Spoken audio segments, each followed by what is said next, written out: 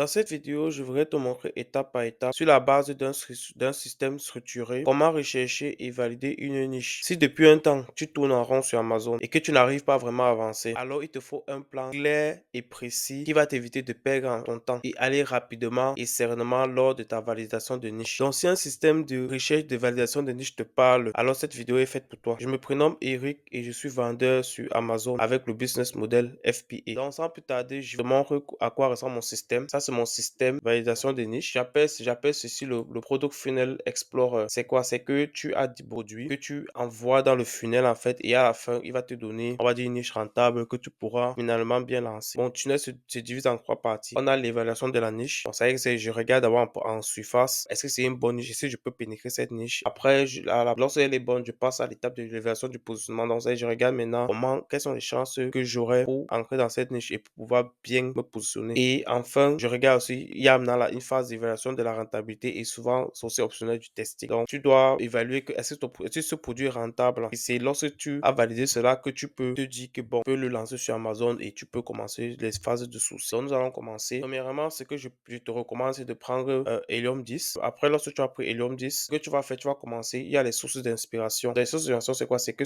nous sommes à ce niveau-ci en fait. Donc, tu vas regarder vraiment partout où est-ce que tu peux trouver des idées de produits pour mettre dans le tunnel. Maintenant, lorsque les sources d'inspiration, il y a quatre principales. Il y a Helium 10, il y a Amazon, on dit les catégories best-seller, nouveaux produits qui sont arrivés. Il y a aussi Etsy que tu peux utiliser. Il y a autres ressources comme dans la rue et sur Facebook. Helium 10, c'est quoi? C'est que tu utilises la black box. J'utilise la black box. Bon, il y a la black box des produits, la black box des mots-clés. Si tu veux que je te montre comment utiliser cela, tu peux me dire dans les commentaires et je vais faire une vidéo spéciale pour cela. Après, il y a Amazon. Tu vas juste surfer sur Amazon et tu vas chercher des idées de produits qui te parlent. Et il y a aussi pareil sur Etsy, Pinterest aussi. Il y a aussi des très bonnes idées, surtout les idées pour essayer un peu de regarder out of the box, pas seulement regarder dans le monde d'Amazon. C'est aussi intéressant de regarder sur ces sites. Et aussi, si tu aimes à la maison, dans la rue, tu es dans un site internet, tu peux en fait regarder aussi des idées de produits qui sont là-bas. Donc, lorsque peut-être tu as maintenant, il faut que tu utilises une des sources d'inspiration. Donc, tu peux peut-être varier, tu peux peut-être utiliser ceci, après tu utilises ceci. Donc, ce n'est pas fixé dans le marbre. Quand tu as maintenant des idées l'idéal, c'est quoi? C'est que il fallait que tu découvres aussi, si tu vois peut-être une idée de produit que tu ne connais pas, c'est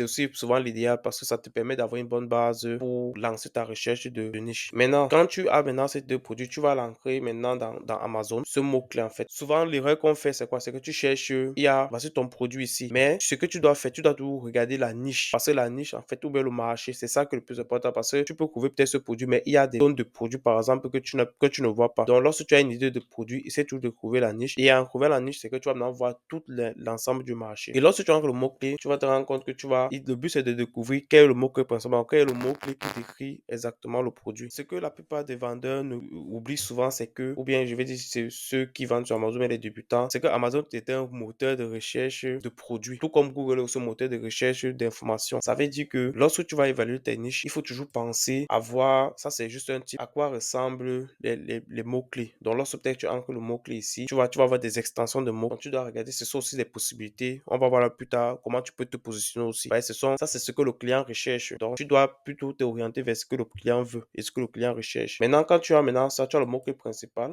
Tu passes à l'étape 0. L'étape 0, c'est l'analyse préliminaire sur Amazon. Tu vas ancrer le mot-clé, notre mot-clé qu'on va utiliser, c'est cleaning back for housekeeper. Ce que tu vas regarder quand tu vas ancrer sur Amazon, est-ce que les prix, quand tu vas regarder la première page sur Amazon, est-ce que les prix sont différents? Est-ce que les offres sont-elles variées sur la première page? Parce qu'il faut se voir s'il y a différents types d'offres. Est-ce que les produits se ressemblent? Si les photos des produits sont-elles professionnelles? Bon, c'est souvent, peut te positionner côté marketing. Est-ce que les produits ont une mauvaise note? Bon, si la plupart des produits ont une mauvaise note, ça peut signifier que les produits, en fait, ne sont pas de bonne qualité. Est-ce que les produits sont en haut de page, ont peu de reviews? Bon, ça peut aussi arriver que les clients, par exemple, peuvent être intéressés aussi par les produits qui n'ont pas beaucoup de reviews. Ça peut aussi être un bon signe que tu vas arriver dans le marché avec 10 reviews, tu pourras faire des ventes. Est-ce que les produits sont présents organiquement sur la en haut de page? C'est si vous regardez la publicité correspond tel mot-clé, c'est aussi ça que tu dois regarder. Ensuite, tu dois voir si 5 critères sont remplis. Si les critères ne sont pas remplis, bon, c'est pas tous. Ça peut être deux critères minimum. Je regarde tous deux critères qui doivent être remplis. Si ces deux critères ne sont pas remplis, tu vas arriver ici. Et maintenant, à ce niveau, c'est quoi? C'est que soit tu auras trois solutions, soit tu dis que bon, on va revenir totalement ici au départ. Donc, tu vas encore retourner à regarder encore d'autres sources d'inspiration et tu vas encore continuer encore ici et redécouvrir comme je t'ai expliqué précédemment. Soit, encre sur Helium 10, tu regardes la page Amazon, sur la page Amazon, un produit qui ne correspond pas à ton mot-clé principal et puis tu copies le ASIN. Donc, le ASIN, c'est le code produit Amazon. Tu le copies et tu tu l'ancres ce asine dans Cerebro. Cerebro, c'est un tool de Helium 10 qui permet en fait de faire ce qu'on appelle le reverse asine. Donc, c'est-à-dire que tu mets le asine, ça te sort des mots-clés de ce produit. Donc, par exemple, ici, tu vois, on a déjà fait le Cerebro et ça m'a sorti différents types ici, là. Donc, et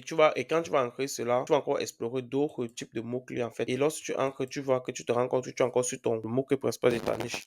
Donc, tu peux encore recommencer encore l'analyse. Ou bien, soit tu ancres le mot-clé de ton produit, le mot-clé principal de ton produit là sur MarkNet. Il va encore te faire découvrir d'autres mots-clés encore dont tu n'avais pas pensé. Et tu utilises les filtres peut-être pour raffiner. Peut-être tu peux mettre que le volume de recherche est maximum 2000. Et puis, tu vas encore arriver ici là. Tu vas encore redécouvrir le mot-clé principal de la niche. Donc, et si les deux critères ou bien les trois critères selon l'état de ta niche est rempli, ça veut dire que maintenant, tu vas arriver maintenant dans le tunnel. En fait, dans le tunnel, c'est quoi? C'est que tu vas lancer ta comme extension et tu vas, avant à quoi ça va ressembler, tu vas voir les volumes de recherche et les produits ici. Tu vas maintenant arriver à l'étape 1 qui est l'évaluation de la niche, comme je t'ai présenté ici. Maintenant, ce que tu vas faire, c'est quoi? Tu vas regarder maintenant certains critères. Donc, tu vas regarder, par exemple, tu vas évaluer d'abord ce que je regarde, j'évalue d'abord la demande. Est-ce qu'il y a le volume de recherche? Comment est la tendance? Tu peux regarder sur Google Crane la tendance. Il y a une bonne profondeur de marché. Parce que s'il n'y a pas une bonne profondeur de marché, il faut aussi t'assurer que, ce sera dans le second point, que tu analyses aussi les forces et faiblesses. Est-ce que les clients sont intéressés par un certain type de produit? Par exemple, ici, les forces et faiblesses, tu peux par exemple essayer de comparer. Est-ce que c'est une niche où les clients achètent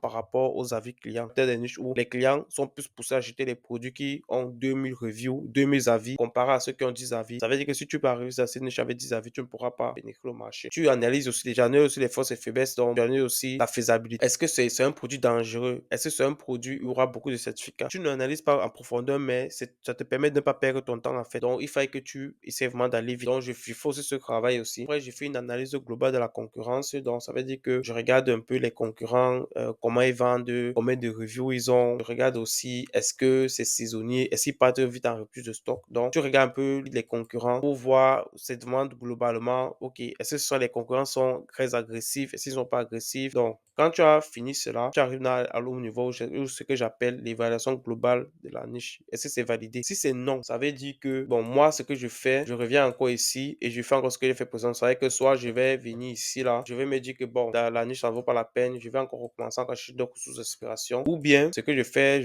j'utilise le Cerebro ou bien j'utilise le Magnet. Si c'est oui, ça veut dire qu'en fait, pour moi, c'est bon. Je peux m'aller à la prochaine étape qui est l'évaluation du positionnement. L'évaluation du positionnement, c'est quoi? C'est que tu dois analyser. Il y a trois critères que j'analyse. J'analyse maintenant en profondeur maintenant les meilleurs concurrents, donc ceux qui sont vraiment les plus bons, donc ceux qui sont pertinents. Souvent, j'analyse, je peux souvent mélanger. Donc, je peux peut-être analyser celui qui a beaucoup d'avis. Après, j'analyse celui qui a peu d'avis. Et puis, j'analyse peut-être celui qui est peut-être le premier de la catégorie. Donc, ça va maintenant dépendre des niches, mais j'analyse vraiment les meilleurs. Et après, j'essaie de trouver mon positionnement, puis je crée ma position de valeur. Dans cette niche, le cleaning back for housekeeper, ce que j'ai bien réparé, c'est qu'il y a principalement trois cas.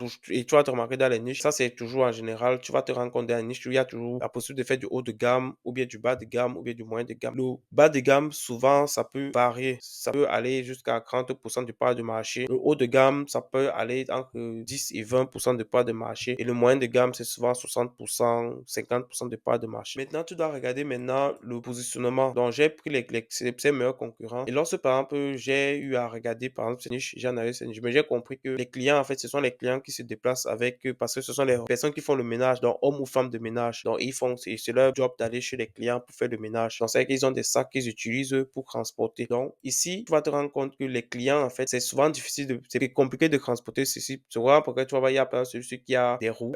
Ici, c'est aussi avec une sorte de bandoulière et on peut aussi mettre les produits ici à l'intérieur. Donc, ça veut dire que quoi? Lorsque j'ai regardé, tu as bas de gamme, c'est ce type de produit en fait, qui se vend aussi pas mal, mais qui est vraiment bas de gamme parce qu'il est aussi moins cher. On a le moyen de gamme. Le moyen de gamme est vraiment au milieu. Il se vend dans les 40 euros. Si j'ai bien mémoire, 40 euros, 50 euros. Et le haut de gamme, si c'est vraiment bien pour transporter, si ça se vend dans les 100 euros. Il faut aussi comprendre que ces produits sont très lourds. Ça veut dire que les clients, pour transporter cela, s'ils n'ont pas de véhicule, c'est très compliqué de transporter cela. Donc ça, c'est aussi une problématique que lors de mes recherches, j'ai vu. Maintenant, lorsque j'analyse et je comprends que bon, lui, il vend parce qu'il résout vraiment ce problème des clients.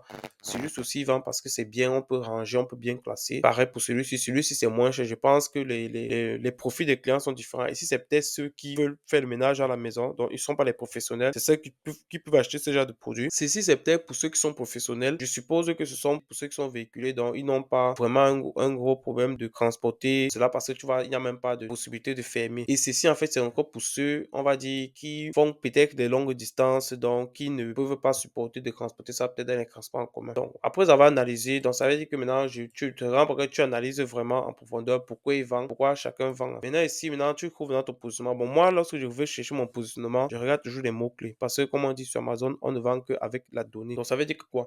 Ici, on a Cleaning Bag for Housekeeper. Lorsque j'avais analysé les avis de mes meilleurs concurrents, je me suis rendu compte que, par exemple, dans les commentaires, non, on disait c'est que ils voyagent en fait. Donc, lorsque, par exemple, j'ai regardé sur Helium 10, il y a voilà, les mots que j'ai repérés. On a le Cleaning Backpack, Travel Cleaning Bag, il y a le Travel Bag Cleaning Supply. Ça veut dire qu'ils cherchent aussi des sacs à dos. Le backpack, en fait, c'est un sac à dos. Donc, ils cherchent des sacs à dos. Donc, ça veut dire que quoi? Tu peux me dire que, bon, clairement ici, quand tu vois ici, tu peux repérer en fait les besoins de ton client. C'est que ton client ici recherche un sac qui peut transporter mieux avec des roues en fait. Donc, et qui est aussi pas sûr parce qu'il a peut-être plus de produits qu'il met dans le sac. Voilà. Maintenant, ici, quand je donc c'est vrai que je veux me positionner en vendant des sacs à dos et qui ont des roues qui sont faciles à transporter en fait. Maintenant, ici, ce sera maintenant la création de valeur. Maintenant, lorsque j'ai pu déterminer mon positionnement face à la création de valeur avec une proposition unique de vente. Bon, j'ai un peu noté ce que je vais faire. Les axes de création de valeur que je vais faire, je vais d'abord miser sur la polyvalence et la modularité. C'est-à-dire que ce seront des accessoires modulaires avec des options pour retirer les modules dans le sac à dos en fonction des besoins spécifiques. Après, il y aura l'utilisation multi-usage. C'est-à-dire que le sac pourrait être porté comme bandoulière, comme avec des roues. Donc, c'est-à-dire que le sac pourrait être vraiment multi-usage. Après, il va aussi miser sur la sécurité et la santé. Donc, ce sera une répartition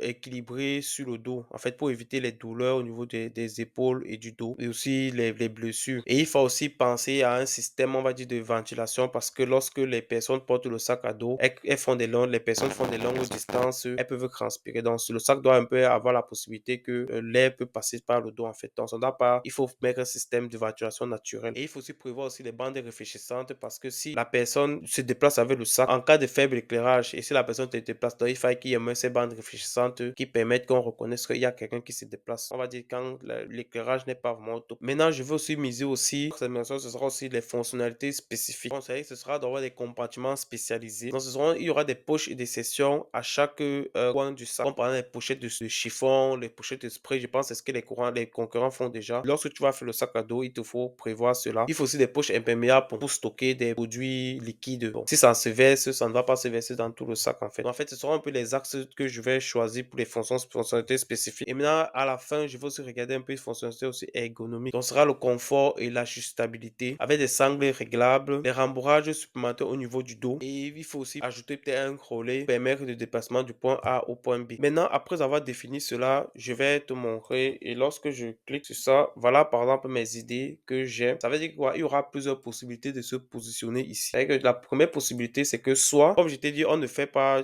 c'est mieux quand tu pars dans une niche, ne cherche pas à faire le bas de gamme parce que c'est moins cher et tu ne vas pas t'en sortir. Tu peux choisir le moyen de gamme, positionnement moyen de gamme. Ça veut dire que quoi? Par exemple, ça, c'est ce que j'ai décrit lorsque j'ai parlé de ma proposition unique de vente. Ça veut dire que tu peux faire un genre de sac comme ça là. Tu vois qu'il est facile à utiliser. On peut le porter aussi comme ça. Tu peux encore ajouter même une corde ici. Comme ça, tu la portes comme, tu portes cela comme bandoulière. Et tu vois que voilà encore le même sac ici, par exemple. Ça veut dire que tu vois, il y a une poche imperméable ici. C'est pour éviter les fuites. Ces endroits pour pouvoir garder les bouteilles. Et c'est ce que je vais appeler le positionnement moyen de gamme. Ça veut dire que tu peux sortir ce genre de produit. Ou bien, positionnement haut de gamme, tu cherches un produit qui ressemble, on va dire, donc qui peut être transporté comme ça. Donc, c'est que l'intérieur, bon, tu vas t'assurer que l'intérieur soit avec aussi peut-être ce genre de fonctionnalités. Bon, peut-être que les meilleures fonctionnalités si possible.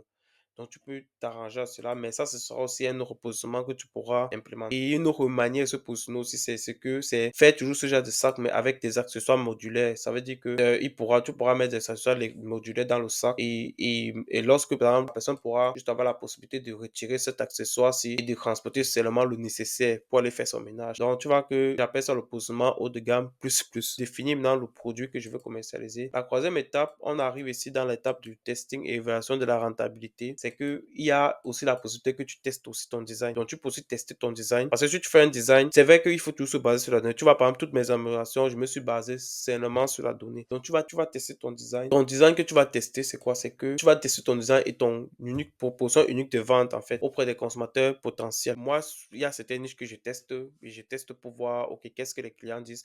Mais il y a certaines où, si tu vois, les données sont là, tu n'as pas besoin de tester, tu peux directement commencer. Et lorsque, après cela, toujours dans l'étape, la troisième étape, je fais souvent un calcul, on va dire, calcul préliminaire de rentabilité. Donc, ça veut dire que je pars peut-être sur Alibaba, je regarde certains prix, je compare certains prix et puis j'inscris cela dans le calcul de Helium 10 pour juste un peu aller plus vite en fait. Donc, je fais un peu un calcul préliminaire. Si c'est OK, donc ça veut dire si peut-être la rentabilité ici, c'est peut-être 25%. Parce que si la rentabilité, peut-être, je trouve que c'est 10%. En fait, je ne force pas. Si c'est que c'est pas OK, si peut-être c'est pas 10% ou bien 15%, ça veut dire que quoi, je vais revenir ici complètement et je vais recommencer encore le cycle. Donc, je vais encore chercher de nouvelles niches. Ici, par exemple, déjà, c'est OK. Donc, on est à plus de 15%, 20% et que tu as le sentiment que la niche a le potentiel. Maintenant, tu vas rédiger maintenant un cahier de charge complet. Ça veut dire que ce sera maintenant un cahier que tu vas détailler quels sont tes besoins et tu vas prendre vraiment tout ce qu'il te faut pour présenter en fait le produit que tu veux au fournisseur. Donc, tu vas rédiger un cahier de charge complet. Après, tu vas commencer en fait au sourcing. Donc, là, tu vas commencer à contacter plusieurs fournisseurs pour demander combien coûte leur produit. Donc, tu vas communiquer avec les fournisseurs. Après, lorsque tu as un certain nombre d'offres, donc quand tu as un certain nombre d'offres, tu pourras maintenant voir la moyenne en fait de cette offre. Donc, tu pourras regarder la moyenne. J'ai développé aussi mon tableau de calcul de rentabilité. Avec ce tableau, en fait, je mets le prix de vente, je mets le prix de la marchandise, je mets les coûts d'importation parce que je demande au forwarder de me faire une offre, des offres. Je mets aussi les transports, je considère les frais de douane, je considère les TVA à l'importation, contrôle qualité, qui sont imprévus. Et puis, je prends aussi en considération aussi les frais de vente Amazon, les frais expédiés par Amazon. Je prends aussi en compte aussi la publicité parce que souvent, lorsque je faisais la question de réalité, la publicité est très importante. Par exemple, les coûts à clic, je peux dire que, ok, à cause c'est peut-être 20%. Et avec ça, je pourrais savoir les dépenses pour un achat. Donc, c'est que ça me permet évidemment de calculer mon tacos et je prends en moyenne les remboursements 3% et le coût de stockage par unité moyenne. Et avec ça, j'ai pu calculer ma marge. Quand c'est OK, c'est-à-dire que si, par exemple, avec les frais de PPC, c'est moins de 10%, en fait, quand tu as calculé, je ne force pas et je reviens encore ici. Il ne faut pas forcer. Si maintenant, ça ne passe pas. Maintenant, si ça passe, si le calcul de rentabilité passe, ça veut dire que tu peux maintenant commencer à faire la commande des échantillons et après tu pourras faire le lancement sur Amazon. Donc c'est un peu tout ce que je voulais t'expliquer dans mon système. Tu vois que mon système est vraiment, j'ai essayé de le faire le plus compact possible pour te permettre en fait de voir quelles sont les étapes qu'il faut suivre. Mais si maintenant tu veux connaître comment se passe cela en détail, j'ai écrit un e-book qui te donne vraiment tout ce que je t'ai expliqué dans cette vidéo. Donc si tu veux ce e-book, je te l'offre gratuitement dans la barre de description. Tu vas trouver le lien. Et si pour finir, tu es intéressé à te faire accompagner, donc si tu n'arrives pas à trouver, tu peux dans la barre de description me contacter. On prend un rendez-vous de 30 minutes et tu me parles un peu de ton projet et tu me dis où ça bloque. Je pourrais peut-être te donner certains tips pour t'aider à continuer ta recherche de niche. Et c'est tout ce que je voulais te montrer aujourd'hui et on se prend dans la prochaine vidéo. Ciao!